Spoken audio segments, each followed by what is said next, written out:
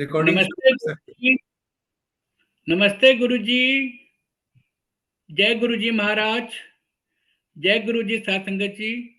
शुक्राना गुरुजी महाराज और मल्टीलिंगुअल सेवादार टीम आप सबका स्वागत करती है। आज गुरुजी महाराज की कृपा से एक बार फिर लाइट ऑफ डिविनिटी डिवाइन ग्रंथ का रीडिंग सेशन है।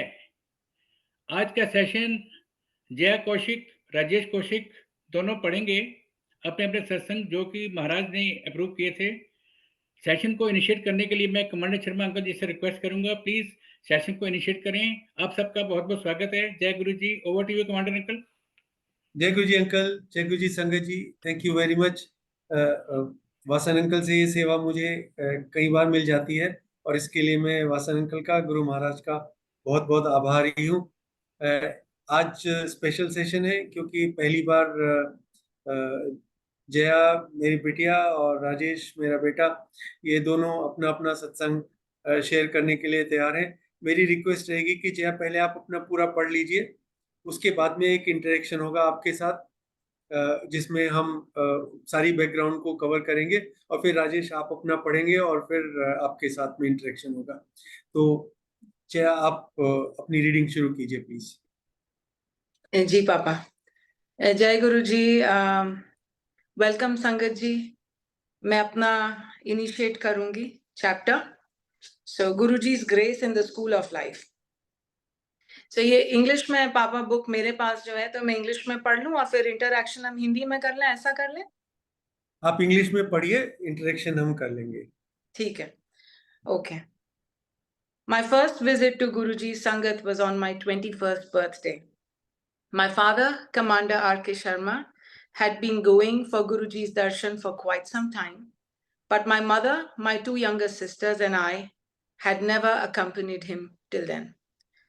On my 21st birthday, I don't know why, but I felt like taking his blessings. I had always been an average student.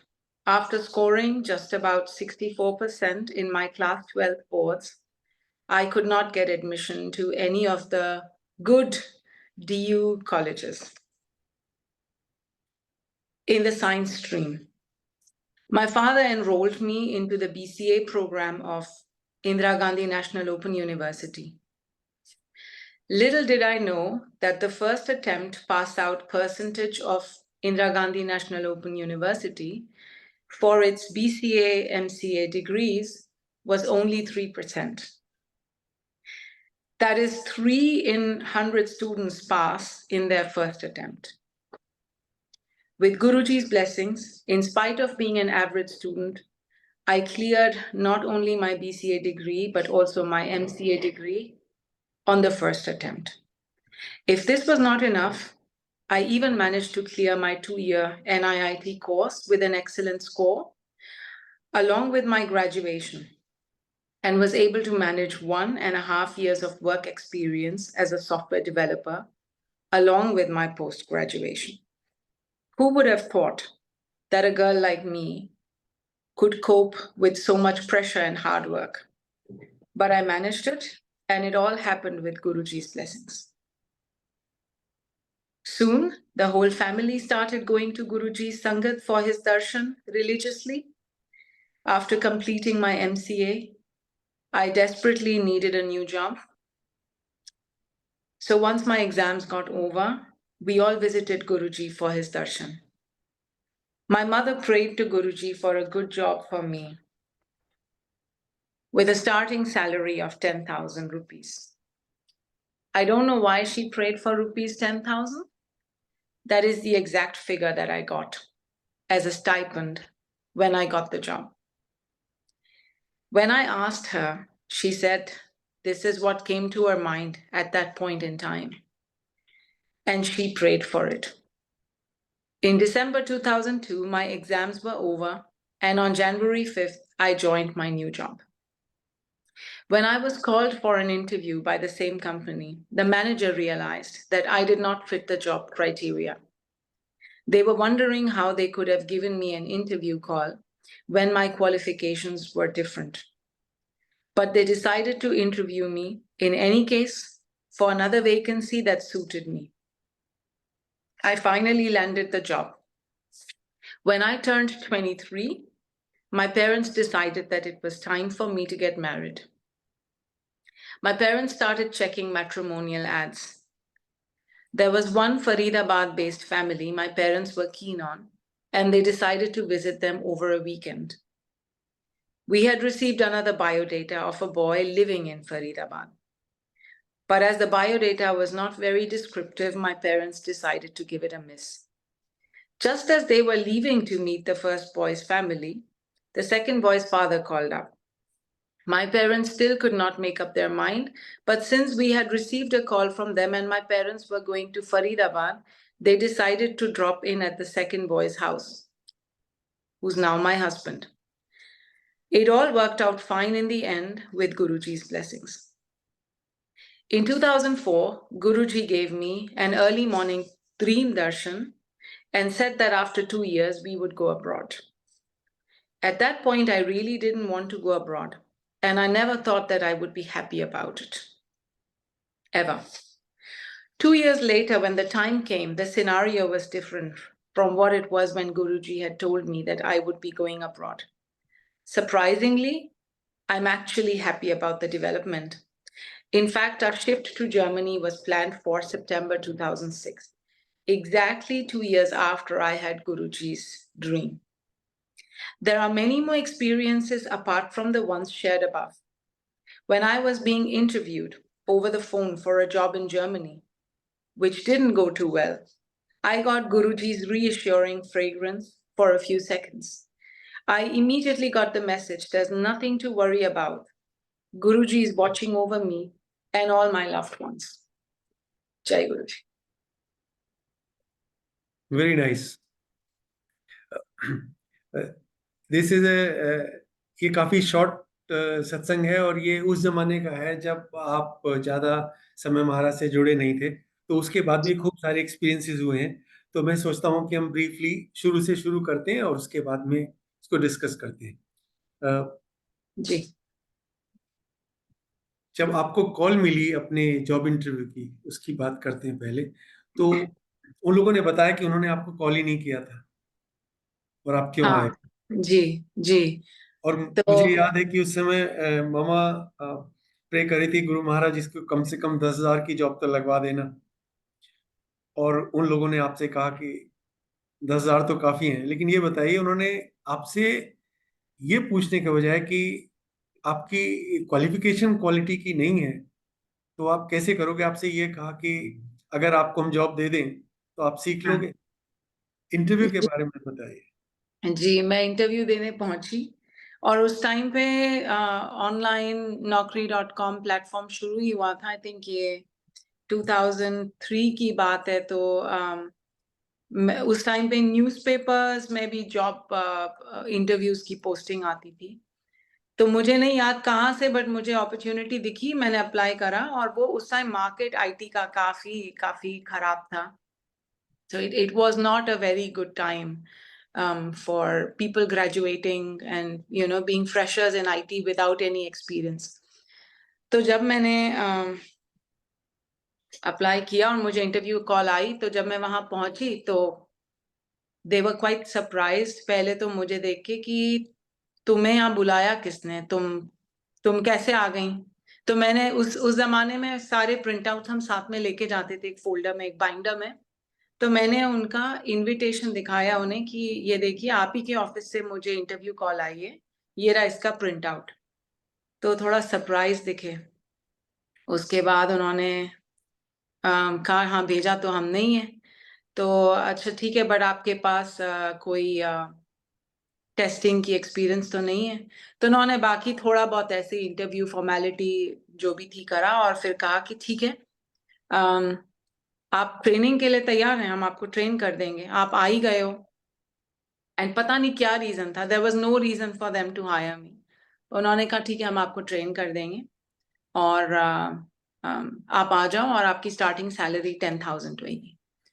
तो जब मैं घर पहुंची बहुत खुश होकर और मैंने मम्मी को बताया कि मुझे 10,000 की स्टार्टिंग सैलरी मिल गई है, जॉब मिल गया है, मुझे नहीं पता कैसे मिला, कोई उन लोगों को पता नहीं था मुझे क्यों बुला लिया, और इंटरव्यू हो गया, उन्होंने कहा चलो तुम आ ही जाओ। तो मम्मी ने कहा कि चलो बढ़िया है। मैं सुबह से गुरुजी से प्रे कर रही थी, गुरुजी बच्ची को 10,000 स्टार्टिंग सैलरी दिला दो, और देखो गुरुजी ने 10,000 ही दिला दी।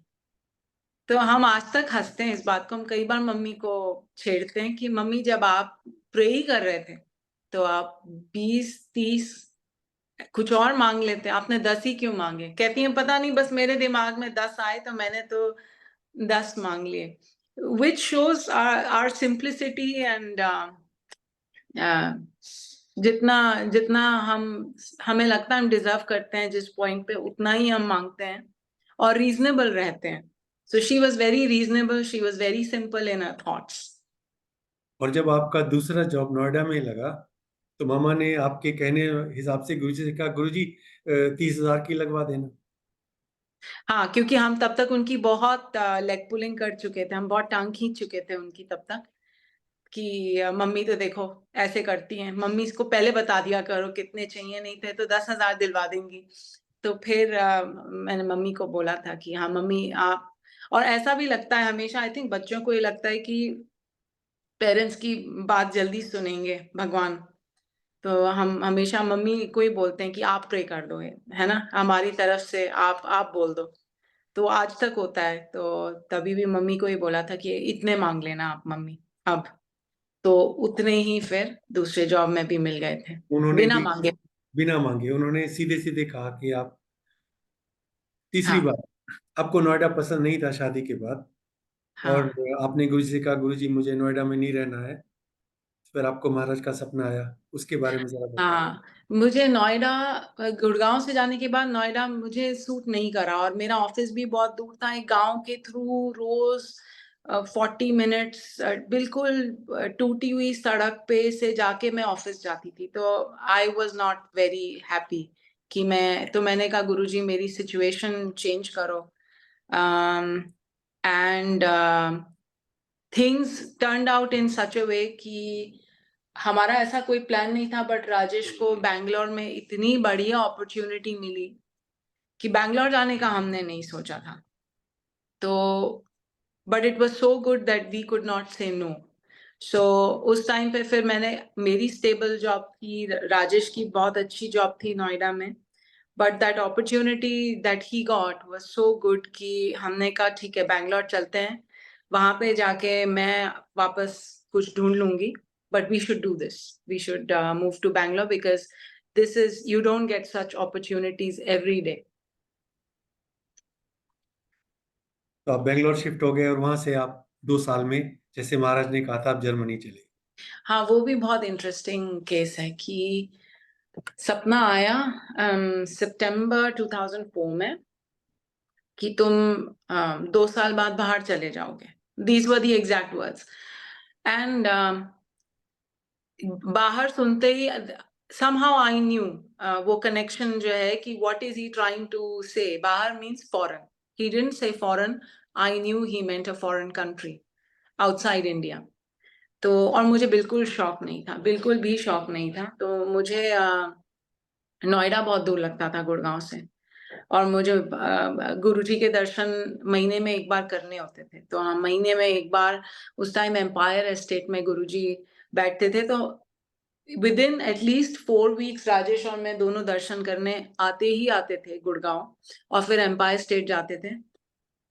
और वो भी मुझे घर से भी, सो पेरेंट्स से महीने में एक बार मिल लिए, so it was a good situation.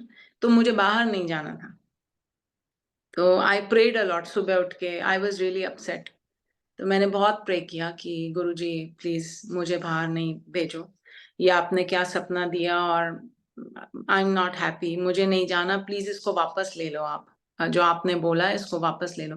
मैंने मम्मी को भी बोला कि गुरुजी ने ऐसे ऐसे सपना दिया है, और प्लीज आप उनको प्रे करो कि वो इसको वापस ले लें, मैं नहीं बाहर जाना चाहती। और फिर राजेश की जब बिजनेस ट्रिप लगी 2005 में पहले लगी, 5 में पहले लगी, और कुछ ऐसा हुआ कि राजेश को वहाँ जर्मनी में एक इंटरव्यू के लिए कुछ तो somehow invitation आया and he called me. उसने राजेश ने मुझे फोन किया, मैं इंडिया में थी, राजेश जर्मनी में, कि मुझे एक इंटरव्यू कॉल आई है, मेरा इंटरव्यू अरेंज हो गया यहाँ पे, तो I would like to do it, what do you think, कि हम लोग यहाँ मूव हो जाएंगे ऐसे ऐसे। तो हमारी फोन पे काफी डिस्कशन हुई, मैंने कहा नहीं, मुझे नहीं मूव करना है। And I very clearly remember कि मैंने मना किया फोन पे कि रहने दो, अपने को क्या फायदा इंटरव्यू देने का जब अपने को मूव ही नहीं करना है। एंड राजेश सेज, मुझे अच्छे से याद है तुमने कहा था हाँ दे दो इंटरव्यू।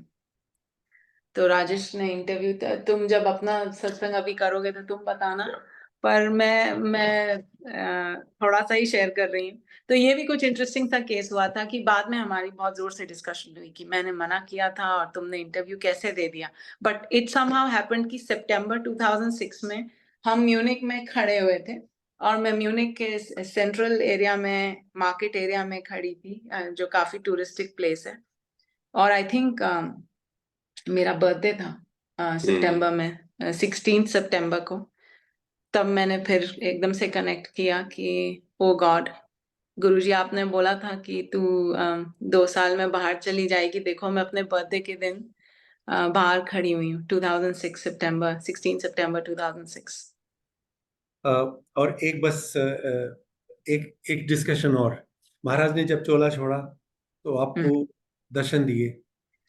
हाँ, तो ये भी बहुत सही पॉइंट है, कि जब महाराज ने चोला छोड़ा तो आपका फोन आया था पापा मेरे मोबाइल पे याद है। कि we were all very distraught. तो आपने जब फोन किया तो मेरे फर्स्ट वर्ड्स थे, I am not proud of it but I think हम सब ऐसे, it was like our saviour you know has left us. तो ऐसा कुछ लगा कि माय फर्स्ट वर्ड्स वर, अब हमारा क्या होगा, this is what I said. And फिर 3-4 दिन ऐसे गए कि अब तो बिल्कुल लॉस्ट हैं, जो सोच के रखा हुआ था कि गुरुजी इतने यंग हैं अभी तो बहुत हमारा साथ है और गुरुजी अपने प्रोटेक्शन में हमें रखेंगे, अपनी तो कोई टेंशन ही नहीं है लाइफ की। और एकदम से from one day to another इतना बड़ा शॉक लगा। तो मेरे फर्स्ट वर्ड्स इसीलिए ये थे कि अब हमारा क्या होगा। और बहुत बहुत दुखी थी मैं, बहुत क्योंकि गुरुजी के पास जाने से पहले हमारी सिचुएशन बहुत अलग थी। तो मुझे लगा कि अब हम वापस उसी सिचुएशन में तो नहीं चले जाएंगे जहां से गुरुजी ने हमें निकाला था।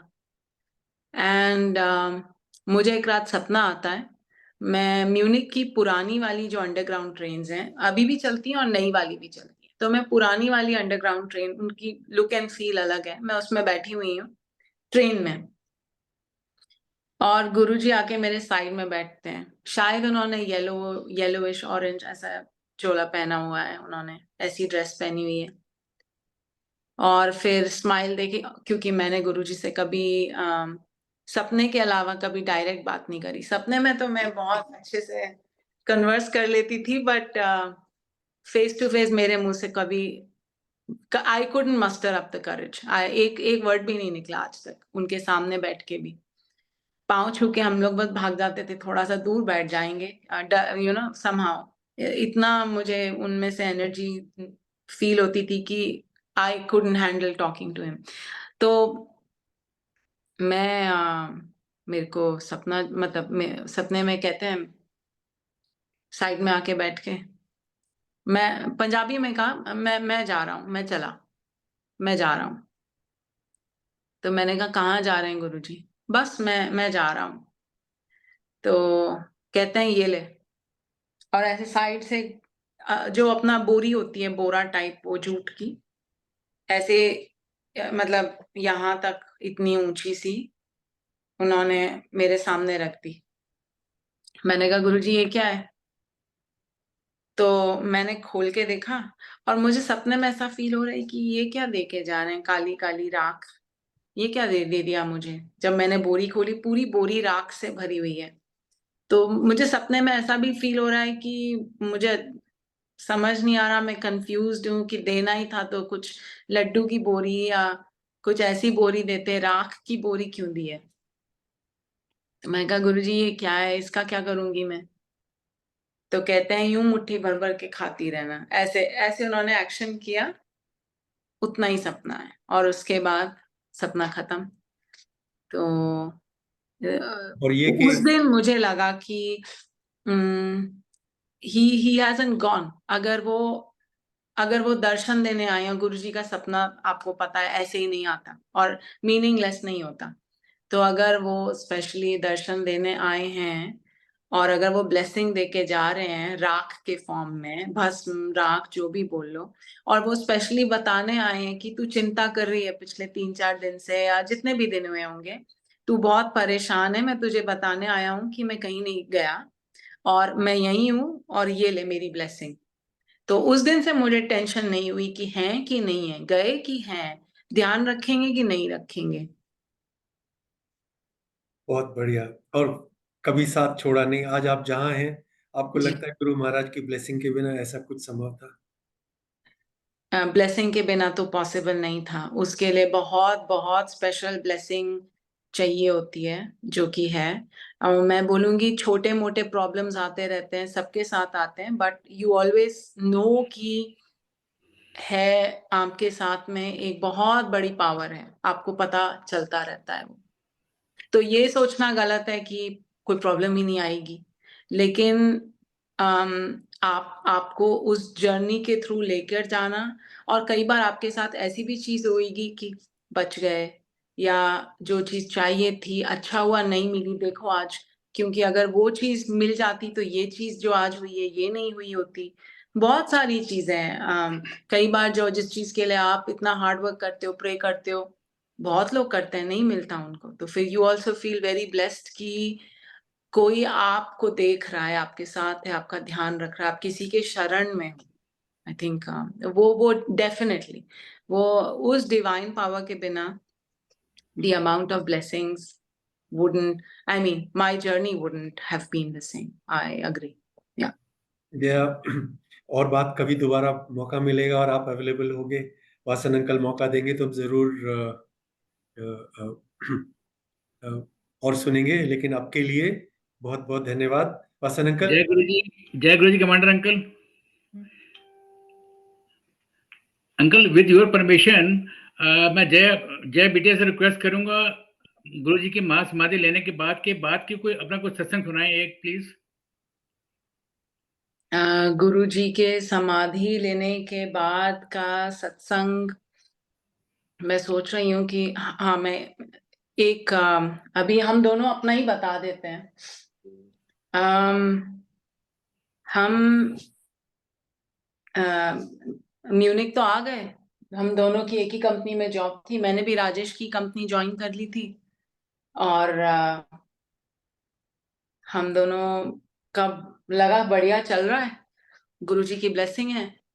और फिर एक दिन एकदम से पता, मतलब न्यूज आनी शुरू हुई, और ऑफिस में भी थोड़ा सा फैला कि कंपनी ठीक नहीं कर रही है। तो धीरे धीरे काफी लोगों ने बोला अरे ये तो ऐसा ही है, ये तो may be you can also share Rajesh, कि उस टाइम पे हमें तो तब लगा था गुरुजी आपने हमें, एक बार मन में ऐसा आता ना, गुरुजी ये क्या किया आपने, आपने ही बोला था तू बाहर जाएगी और अब देखो क्या हो गया, यहाँ तो हमें वापस जाने का टाइम आ गया है। एक्चुअली हम दोनों क्योंकि सेम कंपनी में काम कर रहे थे और वही कंपनी बैंकरप्ट हो रही है, तो हमारा रिस्क एकदम से बहुत ज्यादा बढ़ गया था और हम लोग काफी सारे चीजों को प्लान करके आए थे कि अब ये करेंगे, और जया की भी जॉब लग गई थी तो हमारे प्लान और बड़े हो गए थे कहने के लिए कि हम लोग यहाँ पे रहेंगे फिर आगे ये करेंगे। ऑल ऑफ ए सडन ये शॉक लगा, but in the end to cut the story short, हमारा ये हुआ कि मुझे और जया को उस सिचुएशन में जब पूरी दुनिया में लोगों की जॉब जा रही थी, हम लोगों को जॉब मिली और वो भी हायर सैलरी पे, हमारा इंक्रीमेंट हुआ एंड हम लोगों ने वो शहर बदला, यहाँ पर आए जहाँ पर अभी हम हैं डुससेलडॉर्फ में, and it was nobody could even imagine कि ये हो सकता है। और जिस दिन लोग अपने लैपटॉप्स वगैरह सब कुछ सबमिट कर रहे थे क्योंकि कंपनी बंद हो रही थी, उस दिन मैं अपनी पहली जॉब जो उसके बाद जो वाली जो जॉब थी वो ज्वाइन कर रहा था। And it was for me on one side I was really sorry for the other guys जो कि लैपटॉप्स वगैरह सबमिट कर रहे थे, उनका लास्ट डे था। And I was really relieved कि भाई मैं निकल गया हूँ सिचुएशन से, बिकॉज हमारी फैमिली कंप्लीटली उस कंपनी पे डिपेंडेंट थी, सो टू से। So it was something which came out of nowhere कि तुम दोनों को ही हम इस सिचुएशन से निकाल लूंगा और I will place you in a better way. और बड़े इंटरेस्टिंग वैसे ऑर्केस्ट्रेट हुआ था कि राजीव को पहले डुसेल्डॉर्फ भेजा म्यूनिख से, और मुझे लास्ट डेट तक था कि मेरे पास आई थिंक 30th जून तक की जॉब है, इतना पक्का हो गया था। और कुछ ही गिने चुने लोग बचे थे कंपनी में, और जो राजेश कह रहे हैं कि लैपटॉप लोग अपनी वापस दे रहे थे, तो मेरा काम ये था मेरी छोटी सी टीम के साथ कि वो लैपटॉप लेना, वाइप करना, कंपनी डेटा जो है उसको सिक्योर करना, बैकअप्स वगैरह। तो वो मेरा काम था। तो मैं लोगों से उनके मोबाइल फोन्स, लैपटॉप्स ले रही थी। तो मैंने राजेश के कई कलीग्स, बॉस, इन सब के लैपटॉप्स क्लीन कर रहे हैं, एज इन डेटा क्लीन किया है लैपटॉप स्पेस से। और समहाउ ऐसा हुआ कि मुझे डुसेल्डॉर्फ से एक इंटरव्यू कॉल आ गई, तो मैं चली गई और उन्होंने इंटरव्यू किया और मुझे रिजेक्ट कर दिया। और मैं वापस आ गई म्यूनिख, क्योंकि मेरे पास जून एंड तक की जॉब थी। और मैंने कहा ठीक है, मैं डुसेल्डॉर्फ इंटरव्यू के लिए आ रही हूँ, मिल लेंगे, साथ में घूम लेंगे डुसेल्डॉर्फ और आसपास, हमने कभी देखा नहीं है। तो नहीं लगी तो नहीं लगी जॉब। तो जब रिजेक्शन आ गया, हमने कहा ठीक है कोई नहीं, हम घूम फिर लिए, अपनी अच्छी ट्रिप हो गई, मैं वापस म्यूनिख चली गई। 2 हफ्ते बाद एक ईमेल आई कि जिस बंदे ने तुम्हें रिजेक्ट किया उसने कहा कि तुम ओवर क्वालिफाइड हो इस जॉब के लिए। और मुझे पता था, लेकिन मुझे था कि बस एक छोटी मोटी जॉब और थोड़ा सा घर से बाहर निकल के मैं कुछ कर लूं। आई वॉजंट वेरी एम्बिशियस कि मुझे कोई बहुत बड़ी जॉब चाहिए, मैंने सोचा भी नहीं था कि मुझे कोई बहुत बड़ी जॉब चाहिए। तो मुझे रिजेक्ट करा जिसने, उसने जाके कंपनी में 3-4 और लोगों को बोला कि मुझे सीवी बहुत अच्छा लगा, मैं तो इसको नहीं रख सकता, पर तुम देख सकते हो, अगर तुम्हें ये अच्छी लगे तो तुम इसको इंटरव्यू के लिए बुला लो। तो ऐसा भी हुआ कि फिर मुझे रिजेक्शन के बाद 2 हफ्ते बाद फिर ईमेल आई कि तुम फिर से आ सकती हो क्या। तो मैं फिर से आई और फिर मेरा इंटरव्यू हुआ और मुझसे पूछा गया, हमारे पास ऑप्शंस हैं जॉब की, ये भी है, ये भी है, तुम बताओ तुम कौन सी लेना चाहोगी। तो ये गुरुजी के ब्लेसिंग्स के बिना नहीं हो सकता। और मेरी स्टार्टिंग डेट जो उन्होंने दी वो वही डेट थी जिस दिन से मेरे पास जॉब नहीं होना था। तो ये तो वही ऑर्केस्ट्रेट कर सकते हैं। शुक्राना गुरुजी महाराज का, शुक्राना। Over to you commander uncle. तो राजेश कौशिक मेरे बेटे हैं, जया के हस्बैंड हैं, दामाद हैं, और गुरु महाराज के साथ जो हम लोगों की जर्नी है उसमें हमारे साथ रहे हैं। तो बेटा आप पहले पढ़ेंगे और एक बार जी बाबा। रीडिंग हो जाए तो फिर अपन इंटरेक्शन करते हैं। जय गुरु जी, संगत जी, एंड मेरी तरफ से मेरा एक छोटा सा सत्संग है जो कि मैं आपके साथ शेयर करूंगा, और जो मैंने इसमें लिखा भी है इस बुक में। And the title is becoming a follower of the source of peace. And just to share कि अभी मैं सत्संग करने से पहले इसको सोचा कि एक बार पढ़ लेता हूँ, क्योंकि बहुत सालों पहले लिखा था, 2007 में लिखा था, 6 में लिखा था, याद भी नहीं है अभी। तो मैं हंस रहा था, मैं जया को बोल रहा था, जया मैंने इतने छोटे छोटे सेंटेंस जैसे बच्चा इंग्लिश लिखता है ना वैसे लिखे हुए हैं, तो क्या मुझे ये पढ़ना ही पड़ेगा? तो जया ने कहा ठीक है, देख लेना कि जैसे सब लोग कर रहे हैं वैसे कर लेना। But anyways I start. So I came in contact with Guruji after my marriage to Jaya, and I got the opportunity to have his darshan on his birthday in 2003. My wife's family was devoted to Guruji, and I went with them to seek his blessings on his birthday. After that, we came home, but he held some attraction for me, and I went to his satsang after some time again. I found the satsang to be a source of peace. Even before Guruji came and sat in front of us, there was a feeling of peace in my heart.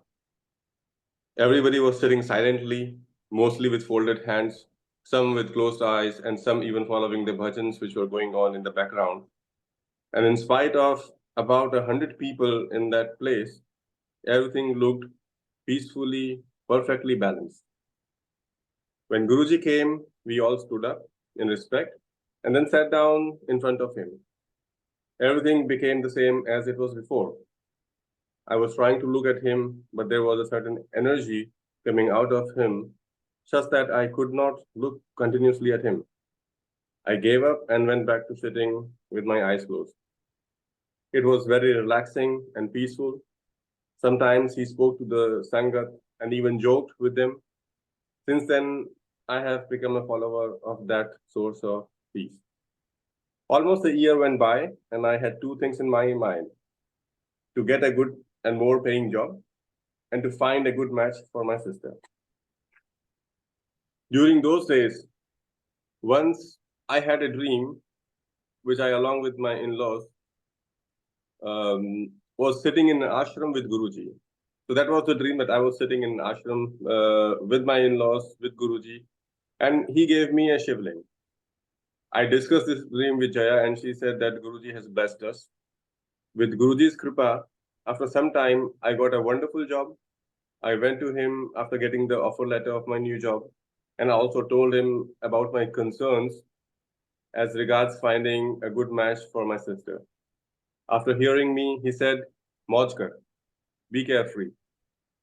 These words were enough for me to understand that everything will fall in place, and Guruji is taking care of everything. In the meantime, I also became the father of a son. After some time, we also found a nice match for my sister, who is now happily married. Now, with Guruji's blessings, I am happy and enjoying my life with my family. I got a good offer from Germany. This again is Guruji's wish, which he made clear to my wife Jaya in her dream 2 years ago as well, when we had never thought of going out of the country. So that's my small, short satsang, which I wanted to share, and I have also penned it down in this book. बहुत बढ़िया। राजेश, मैं चाहूंगा कि आप गुरु महाराज से जब जुड़े और जब आपका महाराज से इंटरेक्शन हुआ आपकी सिस्टर के मैरिज के बारे में, वो कैसे अनफोल्ड हुआ, जरा उसके बारे में थोड़ा डिटेल पर। जी, तो उससे पहले मैं ये भी बताऊंगा कि जब मेरी शादी हुई तो भाई पता लगा कि घर में सब लोग किसी गुरुजी को मानते हैं। तो मेरा उस टाइम बहुत ज्यादा बिलीफ नहीं था, बट उसके बाद जैसे मैंने बताया, जब मैं गया तो वहां पे I felt this attraction, this peace, which brought me again and again to the same place, to the same power. तो ये सब हम लोग गुरुजी के पास जाते रहे। फिर जैसे मैंने बुक में भी लिखा है कि I was looking for a good match for my sister, because that was the next thing which was on my mind, that she settles down nicely. तो मैं जब गया तो मैंने पापा को बोला कि मुझे गुरुजी से रिक्वेस्ट करनी है। तो पापा ने कहा ठीक है, देखते हैं, पता नहीं कि होगा नहीं होगा, लेकिन देखते हैं, कोशिश करते हैं। तो फिर पापा ने मेरे ख्याल से सिंगला अंकल से बात करी थी तो उन्होंने, पापा ने कहा था ठीक है तुम बैठो, अभी बात करते हैं। तो थोड़ी देर बाद जो एक रूटीन था, उससे जो एक फ्लो था, उसमें गुरुजी आए, हम सबको उन्होंने ब्लेस किया, फिर हम लोगों ने चाय प्रसाद लिया। फिर गुरुजी जाके अपने जो आसन से उठ के डोर के पास एक वो था, हाई बोर्ड टाइप का, उस पे बैठ जाते थे बहुत बार, बड़े ही कैजुअली वहां पे बैठ जाते थे। तो वहां पे बैठ गए तो उन्होंने फिर मुझे बुलाया। मैंने उनको बताया कि गुरुजी आपकी कृपा से मुझे बहुत अच्छी जॉब मिल गई है, एंड बहुत बहुत शुक्रिया। और अभी मेरा ग्रीडी डिवोटी की तरह तो मैंने कहा कि अभी मेरा एक और चीज है जो कि मेरे दिमाग में है, जो काफी टाइम से चल रहा है। वो है कि मेरे सिस्टर की मुझे शादी करनी है, तो उसके लिए एक अच्छा लड़का ढूंढना है। तो इसमें मेरे को आप ब्लेस कीजिए प्लीज। पता नहीं इतना मैं अभी बोल रहा हूँ, वहां पे कितना बोला मुझे खुद को याद नहीं है, but that was the whole thought, whole idea. मैं सिस्टर को साथ में भी लेके गया था। तो उन्होंने कहा कि जैसे मैंने बुक में लिखा है कि उन्होंने कहा मौज कर, हो जाएगा, कल्याण कर दिया। फिर हम लोगों ने ब्लेसिंग्स ली, फिर आए, फिर उसके बाद मैं अपना बैंगलोर चला गया। दया उस वक्त नोएडा में ही थी, बिकॉज वो ट्रांजिशन फेज था, प्रोबेशन पीरियड था, पता नहीं कि जॉब कैसे चलेगी नहीं चलेगी। तो उसी दौरान दिवाली के बाद एक मेरे को ईमेल आई एक ऐसे व्यक्ति से जिससे मेरा कोई ज्यादा इंटरेक्शन नहीं था। हम लोग सेम कंपनी में काम करते थे, बट उस कंपनी में 1000 लोग थे, आप किस किस को जानो, हैप्पी दिवाली। हैप्पी दिवाली। फिर मुझे लगा कि जैसे ही मैंने उसको याद किया, उस लड़के को, मेरे दिमाग में जो चल ही रहा था कि अपनी सिस्टर के लिए कोई एक अच्छा मैच देखना है, तो वहां पे घंटी बजी कि this could be a good guy. फिर मैंने उससे बात शुरू करी, थोड़ा थोड़ा निकाला इनडायरेक्टली, बिकॉज आप एकदम से बात नहीं कर सकते। कोई आपको हैप्पी दिवाली विश कर रहा है, आप नहीं करोगे कि भाई हम लोग को मेरी बहन की शादी करनी है, तू तैयार है क्या? तो फिर खैर उससे पता लगा कि he is also looking, and then I brought them together कि मिलो, देखो कैसा लगता है। एंड दोनों को अच्छा लगा। अरुण नाम है उनका, और सिस्टर सुमन नाम है। तो फिर वहां से आगे बात चलती चली गई, सब कुछ मटेरियलाइज हो गया। And today they are very well settled. उनकी दो बहुत ही प्यारी बच्चियां हैं, एंड वो यूएस में सेटल्ड हैं। तो गुरुजी की कृपा से ही सब कुछ पॉसिबल हो पाया। हम लोग अपनी कोशिश करते हैं और करनी भी चाहिए, बिकॉज बिना कोशिश के तो कुछ भी नहीं होगा। जरूरी ये है कि आप अपना फेथ रखें, अपना बिलीफ रखें, और चलते चले जाओ, बाकी होता चला जाएगा। तो ये जो यहाँ पर हम आज हैं, Guruji has been with us always, उनकी ब्लेसिंग्स रही हैं। तो जया ने भी जैसे बताया सत्संग में कि हम किस ढंग से यहाँ पर आए थे, कोई एक्सपेक्टेशन नहीं थी, कोई सोचा नहीं था, but everything happened because of him taking care of us. Thank you so much Rajesh, Jaya. आपने अपने अनुभव शेयर किए, गुरु महाराज की ब्लेसिंग शेयर की, और सबके बीच में एक थ्रेड कॉमन है, वो है गुरु महाराज, उनकी ब्लेसिंग। मैं नहीं समझता हम में से कोई भी ये सोचता है कि गुरु महाराज की कृपा के बिना हम लोग वहां होते जहां आज हैं। और हम लोग बहुत बार गुरु महाराज की बात नहीं करते, घर में हर समय बात भी नहीं होती है, लेकिन ना बात करते हुए भी बैकग्राउंड में गुरु महाराज का एक थॉट कंटिन्यूअसली चलता है, वो रुकता नहीं है, और उनकी प्रेजेंस को खुशबू की तरह से महसूस कराते रहते हैं। गुरु महाराज की कृपा बनी रहे हम सब पे, पूरी संगत पे, आप पे। इस प्रार्थना के साथ में आज का सेशन कंक्लूड करने की वासन अंकल से प्रार्थना करूँ। अंकल। जय गुरु जी महाराज। बहुत ही प्यारी भाव से आपने रीडिंग की है आप दोनों ने, जय बेटा, राजेश बेटा। बहुत, राजेश जी को तो हम पहली बार देख रहे हैं आज। पूरा मैं नहीं, पूरा गुरु परिवार शायद पहली बार देख रहा होगा आज। जय विजय मैं की सुने हैं। ऑनलाइन पहली बार आया हूँ। यस, ये महाराज की कृपा रही है, इसी को गुरु जी की कृपा बोलते हैं। जी। और महाराज से प्रार्थना करेंगे ये कृपा बने रहे, और गुरु शंकर की तरफ से आप दोनों को ढेर सारा प्यार, आशीर्वाद। और कमांडर अंकल, बहुत बहुत धन्यवाद आपका टाइम स्पेयर करने के लिए। सिर्फ 1 सेकंड में आप गुरु जी की तरह साथ चले आते हैं, बहुत अच्छा लगता है। Thanks a lot. Thank you uncle, thank you संगत जय जी, गुरु जी। जय गुरु जी। जय गुरु जी अंकल। आशीर्वाद बना रहे। इसी के साथ ही